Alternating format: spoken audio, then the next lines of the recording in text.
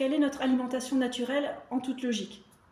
On peut se poser la question, quel aliment est disponible tel quel dans la nature et on peut le manger comme ça, juste avec notre corps, avec nos mains, notre bouche, sans le cuire, sans le transformer. C'est simplement les fruits. On peut manger une pomme telle quelle, une mangue telle quelle. C'est facile, il n'y a pas besoin d'outils spéciaux. On peut le faire avec nos petites mains agiles. Et on n'est pas des mangeurs de chair. On n'est pas des tigres ou des lions ou des ours, parce que eux, ils peuvent tuer et croquer un animal comme ça sans problème, avec leurs dents aiguisées et longues, avec leurs griffes ou leurs serres. Et nous, avec nos petits outils là, on fait pitié, on n'est pas des mangeurs de chair. Il nous faut des outils pour faire ça. Sans feu, ça va être compliqué.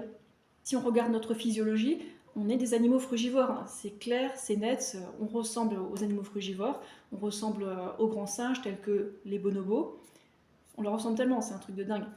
Et les singes qui mangent le plus de fruits ont ceux qui ont le cerveau plus développé. Après, on est aussi très adapté aux féculents. En fait, dans notre bouche, on a l'enzyme amylase. Ça permet de digérer des amidons, tels que des pommes de terre, du riz. Les féculents sont très faciles à digérer pour nous. Et les fruits, encore plus. Alors que tout ce qui est très gras et très protéiné, on le digère beaucoup plus lentement. Et ces excès de gras et de protéines causent tellement de problèmes de santé de nos jours. Mais bon, la plupart des gens sont persuadés qu'il faut en manger beaucoup et après ils se retrouvent malades. Il existe des tables d'anatomie comparées et on voit clairement que nous n'appartenons pas à la catégorie des herbivores, des carnivores ou des omnivores. En fait, les carnivores et les omnivores savent fabriquer leur propre vitamine C car les plantes fraîches ne font pas normalement partie de leur alimentation. Alors que nous, les frugivores, on ne sait pas fabriquer notre propre vitamine C. Il faut qu'on en mange tous les jours. Et puis il suffit de regarder notre dentition.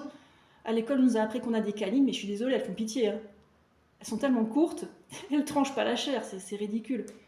On est des frugivores. Et l'école ne nous a pas non plus appris à reconnaître des fruits mûrs, ni à manger assez de calories. On vous dit juste qu'il faut manger des protéines, des graisses et des glucides. Et manger de manière équilibrée pour faire plaisir à tous les lobbies. En fait, quand ils parlent d'alimentation équilibrée, de modération, c'est juste une restriction de glucides. Et perso, moi je me sens le mieux avec un max de glucides. Regardez ma dernière vidéo, j'ai fait 124 km à vélo, avec un vélo lourd, pas électrique, sans souci, mangeant plein de glucides, en n'ayant rien à fiche des protéines et des graisses, après un hiver pas du tout entraîné, c'est juste ma deuxième sortie longue. Voilà, parce que les glucides, c'est l'énergie de toutes nos cellules. Les glucides, c'est le carburant exclusif de notre cerveau. On est des frugivores. Après, on peut aussi manger des féculents qui sont très bien adaptés à nous, mais on n'est certainement pas des carnivores.